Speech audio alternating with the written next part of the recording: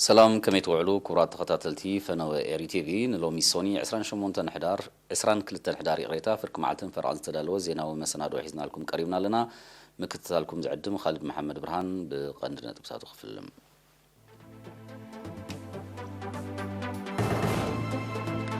تمالي بستقبل ناي لاباراتوري مرمراتات 19 زيغاتات بكورونا فيروس مكافهم ترغاقيتهم ኣብ ሃገራት ስካንዲኔቪያ ሩስያን ኣሜሪካን ብምኽንያት መስዋእቲ ገዳይም ሓርበኛታት ናይ ዝኽሪ መደባት ተኻይዶም ኣብ ኑዞባ ፎሮ ን4 ንህቢ ስልጠናን ሓገዝን ተገይሮ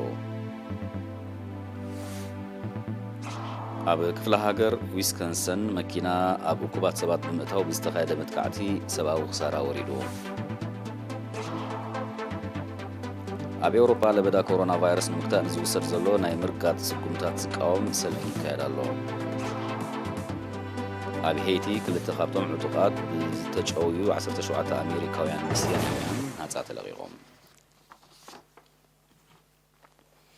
ዝርዝር ዜና ሓበሬታ ካብ ሚኒስትር ጥዕና ትማሊ ኣብ መመርመርን መወሸብን ማእከላት ዞባታት ማእከልን ደቡብን ብዝተገብረ ናይ ላቦራቶሪ መርመራታት 19 ዜጋታት ብኮሮና ቫይረስ ምልካፎም ተረጋጊጹ ንሳቶም 13 ካብ ዞባ ማእከል ማለት 5 ካብ መወሸብ ማእከል 8 ከዓ ካብ መመርመሪ ማእከላት ኮይኖም 2 ካብ ቲራቮሎ ሓደ ድማ ካብ 4 ኣስመራ ማይተመናይ ገጀረት ሰንበል ፓራዱባን ሕምብርትን ከምኡውን 6 ካብ መመርመሪ ማእከል መንደፈራ ዞባ ደቡብ እዮም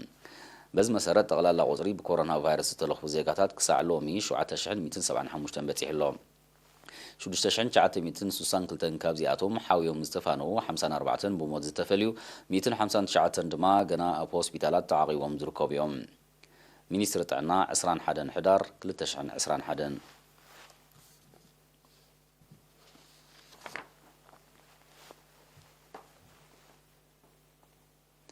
ኣብ ሃገራት ስካንዲናቪያ ሩስያን ኣሜሪካን ብምኽንያት መስዋእቲ ገዳይም ሓርበኛታት ናይ ዝኽሪ መደባት ተኻይዱ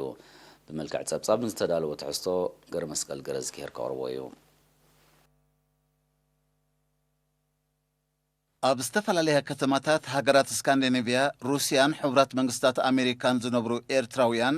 ብምኽንያት መስዋእቲ ገዳይም ሓርበኛታት ጸሓፊ ህዝባዊ ግንባር ንዲሞክራሲን ፍትሕን ኣቶ አልአሚን መሐመድ ስዒድን ብሪጋደር ጀነራል ነጋሽ ተስፋጽዮንን ናይ ዝኽሪ መደባት ኣካይዶም ኣብ ስቶክሆልም ሽወደን ኣብ ዝተኻየደ ናይ ዝኽሪ ምሸት ፈጻሚ ጉዳያት ኤምባሲ ኤርትራ ኣብ ሃገራት ስካንዲኔቪያ ኣቶ ዮናስ ስማና ኣብ ዘስምዖ ቃል ሕድሪ ሰማዕታትና ንምትግባር ታሪኾም ምዕቃብን ናብ ወለዶታት ምስግጋርን ሓላፍነት ናይ ነፍሲ ወከፍ ኤርትራዊ ምዃኑ ኣዘኻኺሩ ትርጉም ዝኽሪ ሓርበኛታት ተራ ህዝቢ ብሓፈሻን ተራን ኣበርክቶን መንእስያት ድማ ብፍላይ ንምዕዛዙ ቃልና እንሕድሰሉ ኣጋጣሚ ዝበለ ሓላፊ ህዝባውን ኮማውን ጉዳያት ኣቶ ሲራክ ባህሊ ብወገኑ ሰማዕታትና ዝጀመርዎ ትልሚ ኣብ መፈጸምታ ንምብጻሕ መንእሰይ ወለዶ ንቕሓቱ ብምብራኽን ውዳቤታቱ ብምድልዳልን መድረኻዊ ተልእኾ ንምዕዋት ክሰርሕ ኣዘኻኺሩ ኣብቲ ስነ ስርዓት ሓፂር ታሪኽን ኣበርክቶን ስዋኣት ሓርበኛታትን ጦብላሕታ ተሳተፍትን ብቓልን ብጽሑፍን ቀሪቡ ኤርትራውያን ነበርቲ ከተማታት ዮቶበሪ ኦፕሳላ ኡሚዮ ኣረብሩ ኦቪክ ያቭሌ ኣልሙሁልት ሸለፍትዮ ዮንሽፒንግ ሙታላ ፍለን ኦስሎ ስታቫንገር በርገን ከምኡውን ኮፐንሃገን ተመሳሳሊ ናይ ዝኽሪ መደባት ከም ዘካየዱ እቲ ዝበፅሐና ሓበሬታ ኣፍሊጡ ኤምባሲ ኤርትራ ኣብ ፌደሬሽን ሩስያ ኣብ ዝወደቦ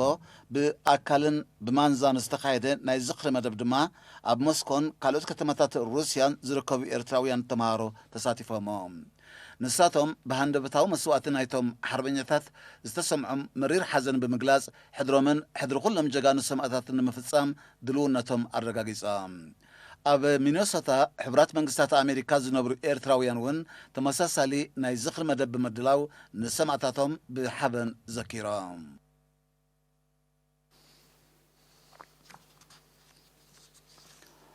ኣብ ኑዞባ ፎሮ ብምውሃድ ሚኒስትሪ ሕርሻን ሃኮሰአን 24 ንህቢ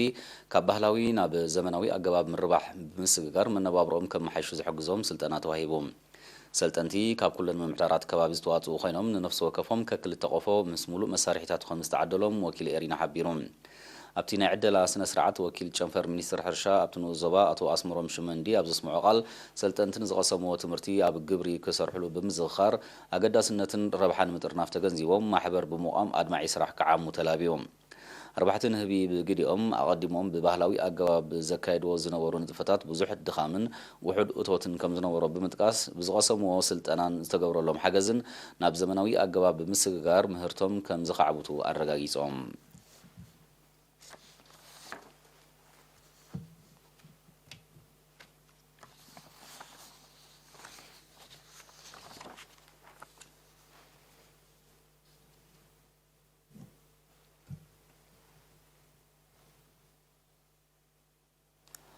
أبنو زبان أفان حد حبرة تسبب مبرخ قدرات اللمدات نمو قاد زكايد زلو تعناوي قوسقاسات زمسغن وتسيتير كابولهم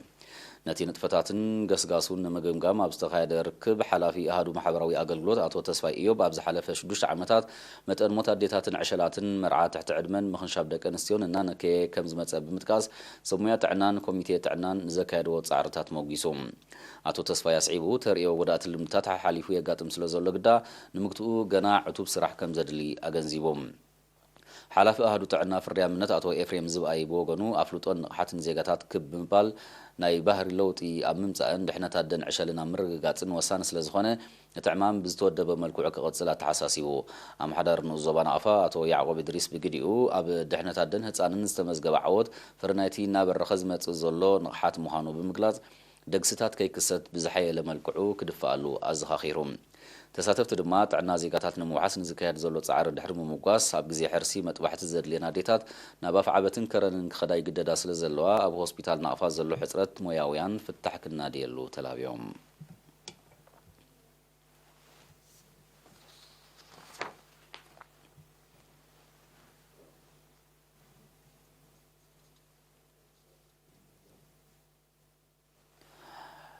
بيت صحفت قصصر حقن سرعتن كتما سنعفه حزبي نزعدغو هلخت نغرات كمون افاوسن عينتات مغبن ناي اغلغلوت غزيو ارغاغيصو خعدق غزيو زودقه مزغاطمو دما نزملكتم اكلات كحبر صويعم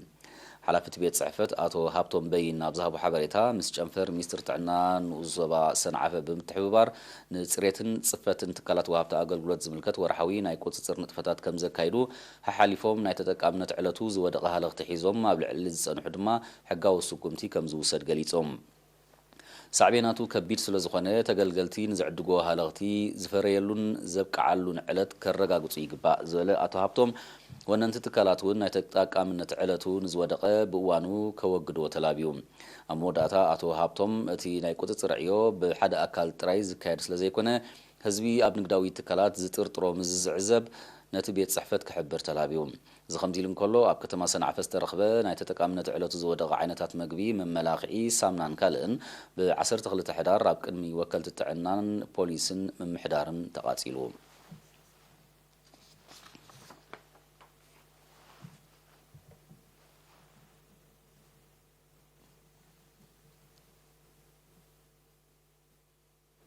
نايوشتا هاجر زيناتات ابز فصيمنا لنا ان زيناتات وصاي كنملسكم ينا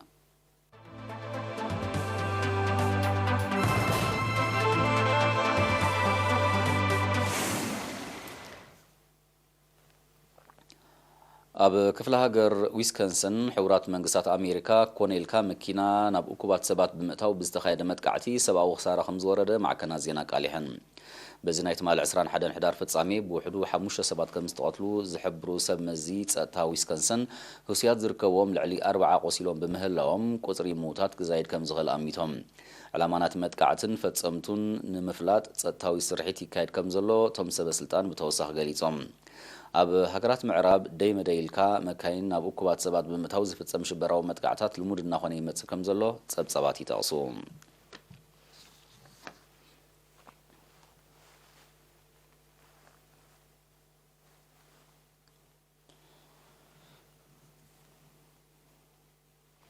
أب حيالو هجرات أوروبا لبدا كورونا فيروس المكتاء زوسر زلو ناي رجت أسقمتن ناي منقصاص قداتاتن زقاوم سلما وسلفتاتي كادالو بز مسرت كابلو 120 حدار ملو عصوا أبز وسنة أستريا ናብ ዕግርግር ዘምርሕ ህዝባዊ ተቃውሞ ሰልፊ ከም ዝተኻየደ ተፈሊጡ ብዘይካዚ ክታበት ፀረ ኮሮና ቫይረስ ዘይወሰዱ ዜጋታት ኣብ ኣብያተ ምግብን መስተን ከምኡውን ኣብ ስፖርታውን ባህላውን ምትእኽኻባት ከይፅምበሩ ኣብ ዝኸልከለት ቤልጅየም ትማል 21 ሕዳር ሰፊሕ ናይ ተቃውሞ ሰልፊ ክካየድ ከም ዝወዓለ ተገሊጹ እዚ ከምዚ ኢሉ እንከሎ ተመሳሳሊ እገዳታት ኣብ ዝወሰነት ሆላንድ እውን 3 መዓልታት ዝቐፀለ ሰፊሕ ናይ ተቃውሞ ሰልፍታት ይካየድ ከም ዘሎ ካብቲ ከባቢ ዝተፈነወ ዜና ረዲኡ ሰልፈኛታት ምስ ኣባላት ፖሊስ ብምግጫኦም ብርክት ዝበሉ ካብኣቶም ከም ዝቆሰሉ እውን ይግለጽ ኣሎ ኣብ ሓያሎ ሃገራት ኤውሮጳ መልከፍቲ ኮሮና ቫይረስ ኣብ ዝንህረሉ ዘሎ እዋን እተን ሃገራት ንምግጥኡ ሓድሽ ናይ ርገጣ ስጉምታት ይወስዳ ከም ዘለዋ ዝፍለጥ እዩ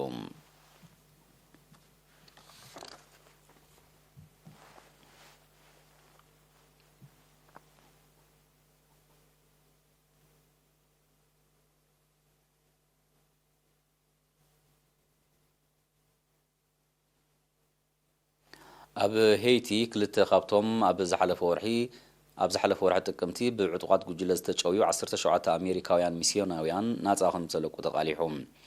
ነቶም ጅሆታት ንምልቃቕ ብዛዕባ ዝተበጽሐ ምርዳእ ዝገልጽ ሓበሬታ ከወዛጊት እንተዘየለ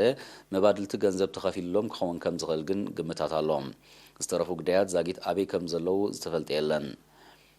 ዕላማ ናይቲ ጭውያ መባድልቲ ገንዘብ ንምርካብ ምዃኑ ዝገለጹ ሰመዚ ሄይቲ እቲ ዕጡቕ ጉጅለ ንነፍሲ ወከፎም $1 ሚልዮን ከም ዝጠለበ ይረዱ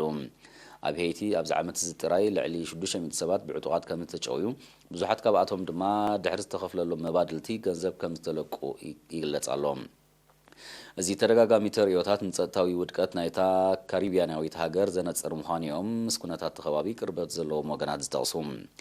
ሃገራት ምዕራብ ብስም ሃይማኖት ኣብ ዝተፈላለየ ሃገራት ስልያዊ ንጥፈታት ከም ዘካየዳ ዝሕብሩ ጸብጻባት እቲ ስጉምቲ ጠንቂ ጸጥታዊ ሕንፍሽፍሽ ኮይኑ ከም ዘሎ ይሕብሩ ኣብ ሄይቲ ተኸሲቱ ዘሎ ጸጥታዊ ውድቀትን ድኽነትን ሳዕቤናት ግዳማዊ ምትእትታዊ ምዃኑ ምስቲ ሃገር ቅርበት ዘለዎም ወገናት ይገልጹ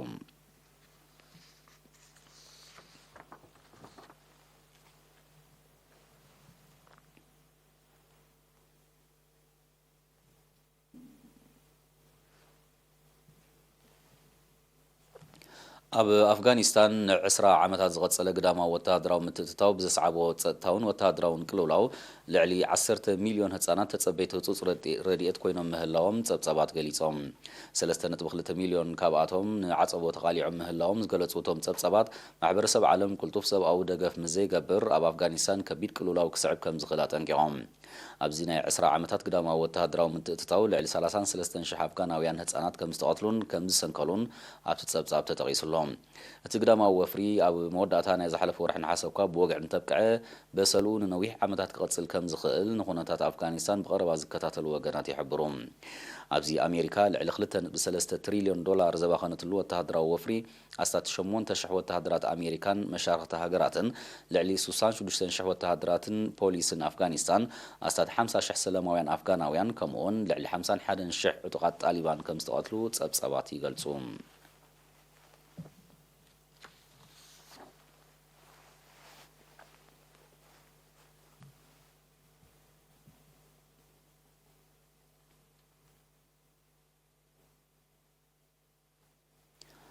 መንግስቲ ቻይና ሃገሩ ምስ ሊትዌንያ ንዝጸንሓ ደረጃ ዲፕሎማስያዊ ውክልና ከም ዘጉድሎ ትማል 21 ሕዳር ኣፍሊጡ መንግስቲ ቻይና ነዚ ስጉምቲ እዚ ዝወሰደ መንግስቲ ሊትዌንያ ደሴት ታይዋን ኣብ ሃገሩ ኤምባሲ ክትከፍት ድሕሪ ምፍቃድ እዩ ሚኒስትሪ ጉዳያት ወጻኢ ቻይና ኣብ ዘውፅኦ መግለጺ መንግስቲ ሊትዌንያ ዝወሰደ ስጉምቲ ንግዛኣታዊ ሓድነትን ልኡላውነትን ቻይና ዝጻረር ምዃኑ ብምጥቃስ ብሕጊ ኣህጉራዊ ዝምድናታት ከም ዝእዘዝ ጸዊዑ ቻይና ምስታ ዘይትንጸል ኣካል ልኡላዊ ግዛኣታ ዝኾነት ደሴት ታይዋን ንዝግበር ኣህጉራዊ ዝምድናታት ብትሪ ክትቃወሙ ምጽናሓ ጸብጻባት ይጠቕሱ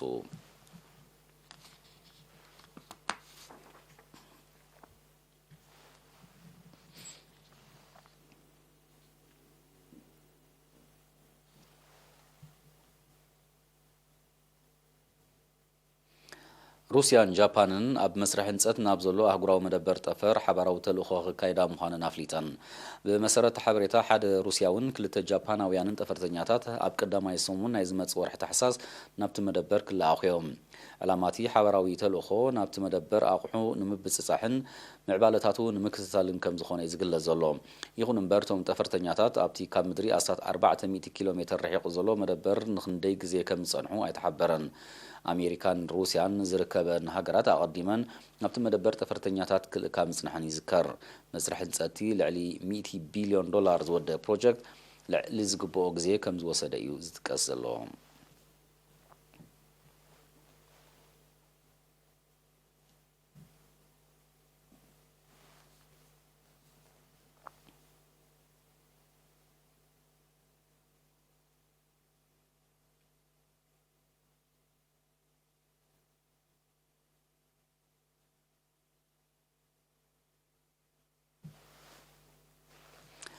ንሰዓት ዝተዳለወ ዜናዊ መሰናድኦ ንምዝዛም ኣርእስታቱ ክዘኻኽረኩም ትማሊ ብዝተገብረ ናይ ላቦራቶሪ ምርመራታት 19 ዜጋታት ብኮሮና ቫይረስ ምልካፎም ተረጋጊጾም ኣብ ሃገራት ስካንዲናቪያ ሩስያን ኣሜሪካን ብምኽንያት መስዋእቲ ገዳይን ሓርበኛታት ናይ ዝኽሪ መደባት ተኻይዶም ኣብ ንዞባ ፎሮ ን4 ንህቢ ስልጠናን ሓገዝን ተገይሮ ኣብ ክፍለ ሃገር ዊስከንሰን መኪና ናብ እኩባት ሰባት ብምእታው ብዝተኻየደ መጥቃዕቲ ሰብኣዊ ክሳራ ወሪዱ ኣብ ኤውሮጳ ለበዳ ኮሮና ቫይረስ ንምክታእ ንዝውሰድ ዘሎ ናይ ርገጣ ስጉምታት ዝቃወም ሰልፊ ይካየድ ኣሎ ኣብ ሄይቲ ክልተ ካብቶም ብዕጡቓት ዝተጨውዩ 17 ኣሜሪካውያን ሚስዮናውያን ነጻ ተለቒቖም ንሎም ዝተዳለወ ዜና ተፈጺሙ ብሩኽ መዓልቲ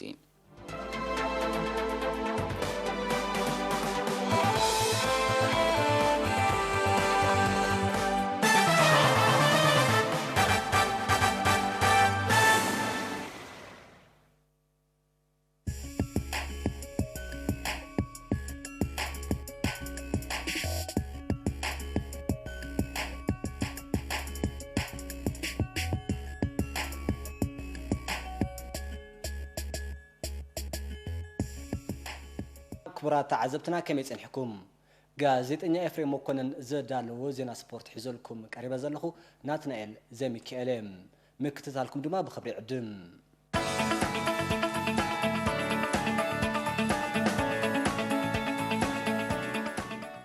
ሳልሳይ ሰሙን ግጥማ ሻምፒዮና ሱፐር ዲቪዥን ኩዕሶ እግሪ ዞባ ማእከል ዝሓለፈ ሰንበት ካብ ሰዓት 2 ሒዙ ኣብ